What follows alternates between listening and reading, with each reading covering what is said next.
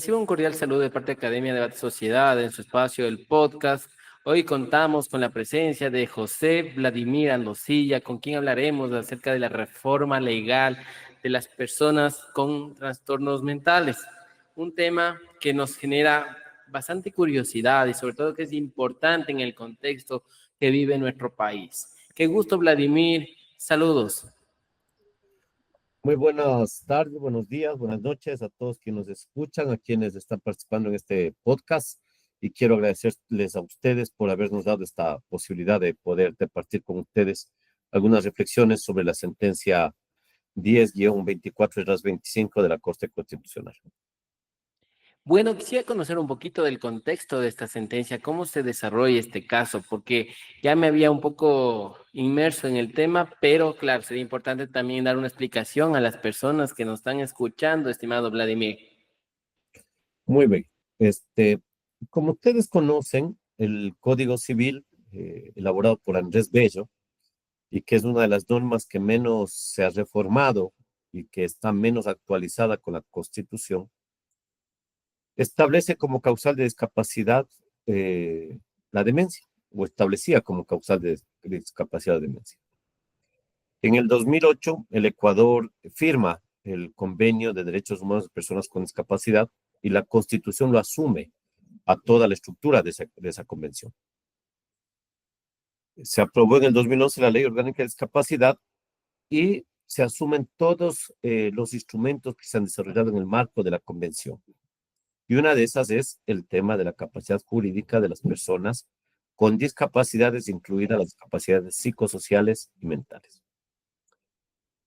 La Asamblea Nacional, al elaborar la Ley Orgánica de Salud Mental, para tratar de, entre comillas, humanizar el término demente, lo que hizo fue cambiar el término de demente por trastornos mentales. Es decir, quitaba el término de demente de las incapacidades jurídicas, de las causales de incapacidad jurídica, y establecía como causal el tener un trastorno mental.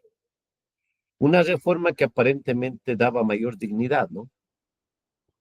Pero demuestra la ignorancia del legislador, porque una cosa son las demencias, que son parte de los trastornos mentales, pero no todos los trastornos mentales pertenecen al campo de las demencias.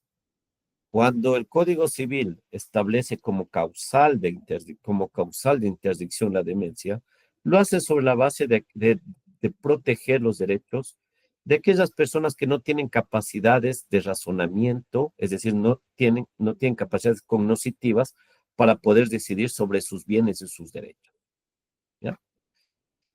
Hay trastornos mentales que no afectan a la capacidad de raciocinio, a la capacidad cognitiva, y uno de esos es el autismo.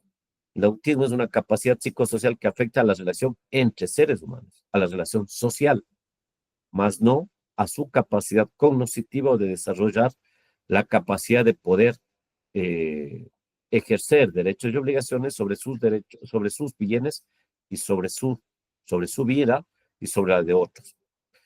Entonces, la Corte Constitucional hizo un llamado a la Asamblea a que legisle sobre la base de elementos técnicos y científicos, porque no puede ser que, pretextando un cambio de palabra, termine restringiendo derechos, porque al ampliar la causal de interdicción, termina restringiendo a un sector importante de la sociedad.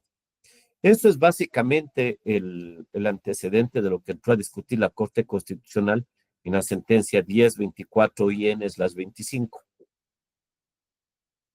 Gracias, Vladimir. Bueno, de lo que me comentas, esto también conllevó una serie de problemas para las personas con trastornos mentales, de lo que estaba también leyendo en la noticia como tal, cuando sale la sentencia, conlleva a hacer algunas críticas respecto a esta reforma realizada por la Asamblea, que de alguna manera fue antojadiza y también se puede ver el desconocimiento de ciertos legisladores que también han llegado a sus cargos y que no conocen cuál es la realidad. Y en estos temas técnicos, más que todo, se deben hacer asesorar para evitar incurrir en este tipo de errores que pueden afectar a las personas con trastorno mental. Como usted había señalado, las demencias están como parte de los trastornos mentales, más no los trastornos mentales dentro de las demencias, que muy bien comprendido está en su explicación que me acaba de señalar.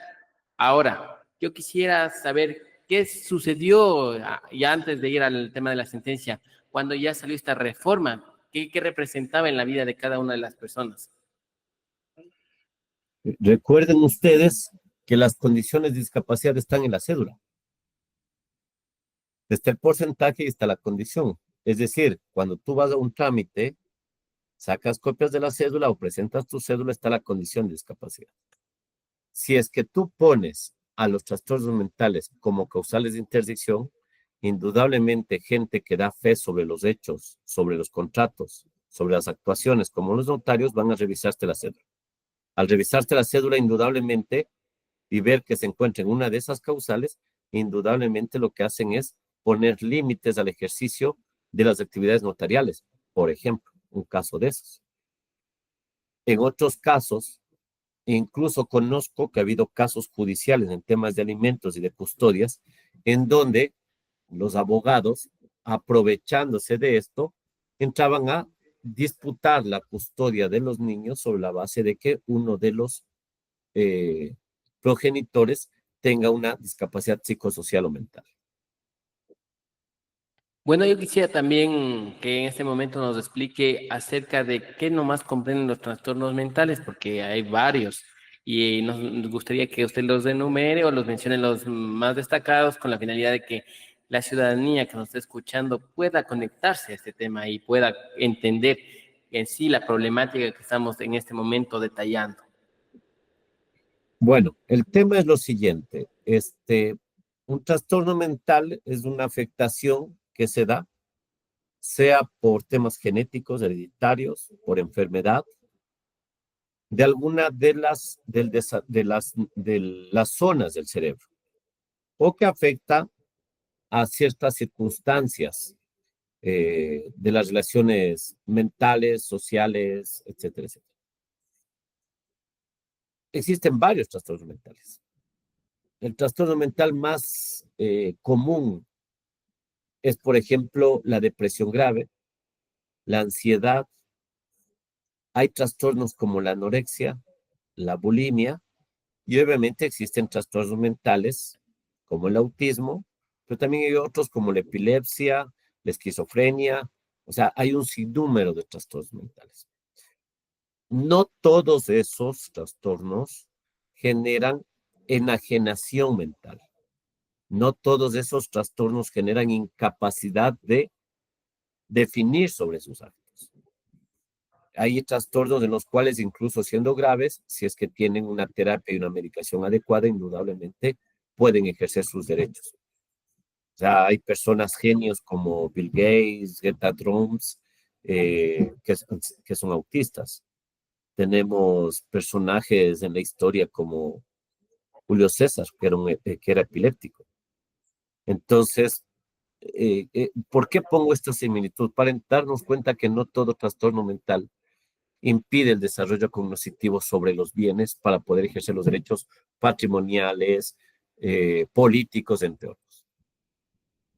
Pero esto nos deja en una gran preocupación. ¿Qué le pasó a la Asamblea Nacional para ir por esta reforma legal? Porque si se entiende que también pasan por comisiones técnicas que se deberían asesorar, que deberían invitar a personas que conocen de estos temas para que les puedan explicar, yo no sé por qué aprobaron esta reforma que de alguna manera conlleva un caos jurídico en nuestra realidad. Incluso, como usted lo ha señalado, al momento de ir a celebrar un contrato o de ir a hacer determinado acto, quienes iban a dar fe pública, que son los notarios, iban a decirles, a ver, un ratito, no se puede hacer esto porque supuestamente no hay un curador que garantice que se cumplan, se respeten los derechos. Además de eso también, de que de alguna manera muchas veces conllevan a que las personas que tienen incapacidad vayan a pedir, a solicitar una interdicción al juez y que el juez determine cuál es el curador y ese es un trámite que sí se demora, porque primero hay la audiencia de parientes, luego de la audiencia de parientes hay la audiencia única, y esto conlleva también a generar toda esta problemática y como se dice, no todos los trastornos mentales, o sea, son parte de las demencias, sino las demencias son parte de los trastornos mentales. Entonces, Esto es importante tener en cuenta, estimados amigos que nos están escuchando, porque hoy estamos viviendo este tema que, gracias a la Corte Constitucional, se ha corregido. Ahora sí vamos a entrarnos ya a la Corte Constitucional. ¿Cómo empezó el caso? ¿Qué acciones se presentaron ante la Corte Constitucional? A ver, nosotros presentamos una acción de inconstitucionalidad como Asociación de Padres y Personas Adultas Autistas del Ecuador, APAD. La acción fue admitida, más su trámite, y se declaró una medida cautelar para suspender esta reforma. Y enseguida el doctor Ali Lozada fue nombrado como ponente. Como es obvio, hubo la audiencia donde hubieron más de 10 amigos y en donde incluso la asamblea hizo un papel bochornoso porque no pudo defender su condición. Incluso fue llamada la atención por los jueces en la propia audiencia. Y se dictó esta sentencia hace algunas pocas semanas. ¿Qué es lo importante de esta sentencia? En primer lugar, jurídicamente hace una reflexión la sentencia sobre el rol de las palabras en las normas jurídicas, el significado simbólico de esas palabras, ¿ya? El poder simbólico de los conceptos. Entonces, los cambios de palabras no son meramente gramaticales. En derecho, el cambio de las palabras acarrea cambios de conceptos jurídicos. Entonces, no es que yo puedo cambiar un término por un sinónimo gramatical, que es lo que quiso hacer la Asamblea. Entonces, busquemos un sinónimo gramatical que lo haga más humano al término, entonces quitemos demencias y pongamos trastornos mentales o pongamos discapacidades mentales. No, el tema no es cambiar una palabra por otra, porque se vea bonito o se vea mal, porque se vea más progresista o menos progresista. No, los términos tienen conceptos y la Corte hace toda una reflexión de lo que está tras el término demencia. El concepto médico que tiene que ver con las demencias, es decir, con las enajenaciones mentales que hacen que las personas no tengan capacidad cognitiva, pero también la Corte va un poco más allá y dice, sí, pero el concepto de mente o demencias en el Código Civil no solo tiene que ver con el argumento médico, sino con la capacidad o no de ejercer derechos y obligaciones respecto a los bienes. Es decir, lo que se entra a discutir cuando vamos a debatir la interdicción es si una persona tiene o no la capacidad jurídica para ejercer derechos y obligaciones sobre su vida, sobre los bienes y sobre la vida de quienes están alrededor suyo o quienes dependen de él. Entonces, eso es lo importante de la sentencia, porque primero deja claro que jurídicamente las palabras tienen un valor conceptual que tiene que ser tomado en cuenta para procesos de reforma jurídica. Dos, define por primera vez el órgano constitucional lo que debe ser entendido por demencia, con lo cual deja en claro que todo lo que no esté en ese concepto tiene capacidad jurídica. Es decir, todo lo que no se subsume en la definición que hace la Corte respecto a las demencias, en teoría, tiene tiene capacidad jurídica, o sea, tiene capacidad de ejercer los derechos sobre ellos y sobre sus bienes. Entonces, hay ya retos para el sistema judicial, por ejemplo, para los notarios.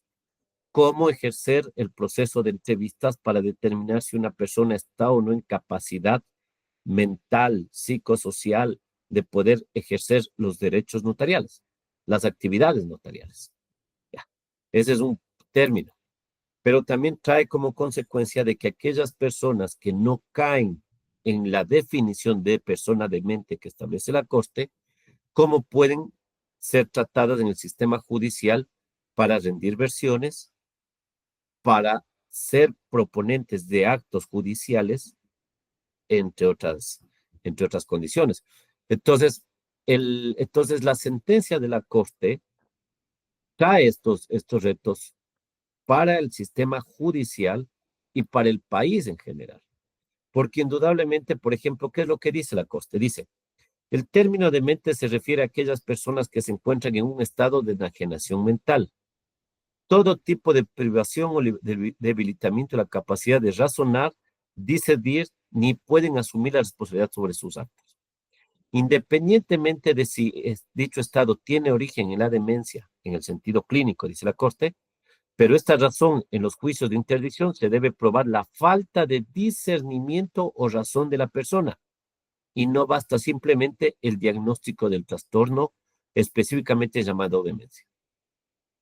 Entonces, claro, los jueces de lo civil, cuando van a tratar temas de interdicción, tienen que estar convencidos de que ese ciudadano tiene una falta de discernimiento sobre él y sobre sus bienes. Entonces, el resto de trastornos mentales que no se subsumen en esta definición tienen, por definición, posibilidades de ejercer sus derechos. Y entonces eso llama a que el sistema judicial tenga que desarrollar una serie de adaptaciones y de apoyos para que esos ciudadanos con discapacidades mentales o psicosociales, independientemente del porcentaje de discapacidad, puedan ejercer esos derechos. Es decir, la inclusión va más allá de la construcción de rampas o va más allá del tema de ascensores para que pueda la gente, las personas con discapacidad física acceder a la justicia. Requiere tener traductores, tener personas con capacidad de lenguaje en señas, de lengua de señas ecuatorianas. ¿Requiere qué? Requiere personas con capacidad de poder desarrollar entrevistas directas para poder tratar a ciudadanos con autismo, con TDAH o con otros tipos de trastornos que requieren preguntas directas, ¿ya? Y no como somos acostumbrados los abogados a estar haciendo tremendos alegatos para más de preguntar cómo te llamas. Perfecto, qué interesante lo que acaba de señalar. ¿Cuál de los amigos le pareció más interesante dentro de este caso? Hubieron ahí algunos amigos, ahí hubieron unos amigos de unos psicólogos que fueron interesantes en la reflexión sobre sobre la afectación o no a las capacidades cognitivas que tienen trastornos como el autismo. Me pareció muy interesante. Hubieron amigos del Instituto de Altos Estudios Nacionales, del IAEN y de la Universidad San Francisco de Quito, que en cambio hicieron reflexiones desde la Convención de Derechos de las Personas con Discapacidad y su observación general número 12, que tiene que ver con la capacidad jurídica. Entonces creo que fue una audiencia interesante para quienes tenemos relaciones con personas con discapacidad psicosocial o mental, pero también para quienes defendemos los derechos en el marco de las personas con discapacidad. Y eso llevó a que la Corte realice una sentencia que habrá que ir viendo el impacto que va teniendo en el futuro en ese marco. Qué importante el rol que juega la Corte Constitucional frente a este caso y sobre todo es necesario destacar la labor que hacen ustedes en defensa de las personas, en este caso con trastornos mentales y también de las familias, quienes también han de haber vivido los obstáculos que se presentaban por la famosa reforma de la Asamblea Nacional. Esto también conlleva hacer un análisis de fondo y también generar como que un discurso de impacto diciendo de que en realidad las autoridades que se encuentran en la Asamblea deben prepararse de mejor manera para evitar afectaciones, ¿no?, a los diversos sectores de la sociedad y sobre todo trabajar por un país más inclusivo y también que el sistema de la administración de justicia esté preparado frente a los nuevos desafíos, porque no puede ser posible que quedemos debiendo a las personas, sino más bien garantizar todos sus derechos desde las diferentes funciones del Estado. Ahora sí es importante, estimado Vladimir, que por favor nos dé sus conclusiones y también las recomendaciones para el país, para entender de mejor manera esta sentencia y sobre todo los desafíos que enfrenta como tal la Administración de Justicia, que ya lo he señalado, lo que sería importante que todos comprendan, porque todos tienen un rol importante en la sociedad y de todos depende el cambio, no solo dependen de las autoridades, no solo dependen de los jueces, sino también dependen de los ciudadanos, quienes también deben tener una mente abierta y también ser inclusivos. Sí, o sea, en primer lugar, la Corte Constitucional tiene un rol fundamental. en el Estado constitucional de derechos que tenemos. Y muchas de las discusiones jurídicas tendrán que definirse como se han venido definiendo en la Corte Constitucional. O sea, ese es un tema que parece que hay que tenerlo claro. Y en ese marco, la sociedad civil, los abogados y las organizaciones de derechos humanos juegan un papel fundamental. Porque si no se presentan los procesos judiciales, si no ejercemos nuestros derechos para exigir valga la redundancia, para exigir la activación de las garantías constitucionales, no se va a poder debatir estos temas. O sea, si nosotros actuamos de manera prejuiciada, producto de todos los escándalos que se han dado a nivel judicial, y actuamos de manera prejuiciada, indudablemente vamos a impedir que la sociedad pueda debatir estos temas. Por ejemplo, hay el caso del niño Elian, es un nombre ficticio, que fue agredido por una profesora con unos pinchazos, es un niño autista. Es un caso que está en el área penal. La denuncia fue presentada por temas de tortura. Se les sancionó con delito de odio y está en proceso de apelación. Han pasado 3 años, pero en esos 3 años yo siempre cojo a veces las cosas positivas de las tragedias. En esos 3 años el sistema judicial tuvo que debatir, la fiscalía tuvo que debatir cómo receptar el testimonio de la víctima, que era un niño de 5 años y que tenía una condición de autismo. ¿Ya? No tenían peritos con capacidad de poder desarrollar una entrevista para una persona autista en ese marco. Porque el autismo afecta a la relación psicosocial, o sea, a la relación entre las personas. Por ende, no va a tener la confianza muy fácil de rendir un testimonio. Pero eso no significa que el niño no vaya a decirte la verdad, no significa que el niño no pueda decirte lo que estaba bien y lo que estaba mal. Lo que va a tener problemas es que mientras no tenga la confianza, poder hablar frente a la pregunta que se hace. Esa fue una grave dificultad que tuvo la fiscalía, pero también los abogados de la defensa, de la Defensoría Pública, y también del otro lado. Pongo este ejemplo, porque ejemplos como esos tenemos por montones en la asociación. Pero eso nos demuestra cómo el poder reconocer a un sector social como el autismo, que tiene más o menos 120,000 personas diagnosticadas en el país, pone en debate en las medidas que la justicia y el Estado ecuatoriano en general tiene que tomar y que van más allá de las adaptaciones curriculares, de los temas de adaptaciones de contenidos en la universidad o en el colegio, que hay que hacerlos, sino que tienen que ver con otras áreas. Por ejemplo, yo conozco psicólogos médicos que son autistas, que tienen familia. Son personas que ejercen sus derechos. Y hoy estamos en dificultades porque existen ciertos criterios de personas de la Agencia Nacional de Tránsito en que por tener esa discapacidad psicosocial no deberían darle la licencia. Pero es algo ridículo. Son gente que tiene ya más de 20 años manejando.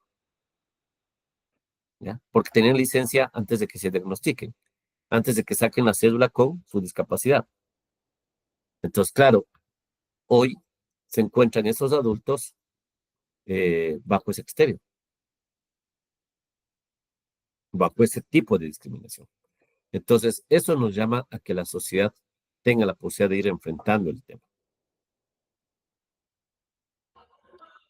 Este tema es súper importante y como usted lo ha señalado, necesitamos estar con un paso adelante frente a estas situaciones, por cuando también esto llama la atención a las autoridades para que tomen la responsabilidad del caso, para estar actualizadas, para conocer cuáles son las necesidades, cuál es la realidad y no hacer improvisaciones, sino más bien tomar las disposiciones que ha dado la Corte Constitucional frente a este caso y conllevar también a una seriedad, ¿no? Porque necesitamos que en el Ecuador sea inclusivo, esté libre de estigmatizaciones y sobre todo, entre todos, contribuir una sociedad justa. Muchas gracias, estimado Vladimir. Ha sido muy interesante el podcast que hemos grabado el día de hoy con usted y creo que será un gran aporte para nuestro espacio académico.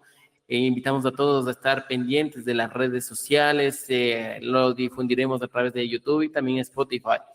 Quiero agradecerle, estimado Vladimir, las palabras finales. Hasta antes de cerrar, me gustaría también conocer cuál es su criterio final y con eso estaríamos cerrando esta entrevista. Yo en primer lugar quiero agradecer por esta oportunidad y creemos que espacios como estos nos permiten desarrollar los debates jurídicos, políticos y sociales que el país requiere. Hay muchos temas que requieren una mayor profundización y mayor reflexión. Antes de este caso no hubiéramos pensado o no hubiéramos tenido la idea de cómo el cambio de un término aparentemente por un sinónimo gramatical puede generar afectaciones en el ámbito de los derechos a otras personas. Y eso nos llama a la reflexión de la importancia del trabajo legislativo y también del rol que juegan los operadores de justicia en un Estado constitucional como el nuestro. Muchas gracias, estimado Vladimir. Siempre cuenta con este espacio para tratar de estos temas tan importantes y fundamentales para la transformación de nuestra sociedad. Antes de despedirme, bueno, yo quisiera decirle que también me recomendó un gran amigo suyo, Alexander Barahona, a quien mandamos un saludo especial. Gracias, Y muy no amable. podíamos dejar sin tratar este tema. Es un asunto que me interesó bastante y que dije es necesario contactarnos con la persona, en este caso, amigo de Alexander, para poder desarrollar este podcast interesante. Muchas gracias y hasta una próxima oportunidad. Hasta la próxima.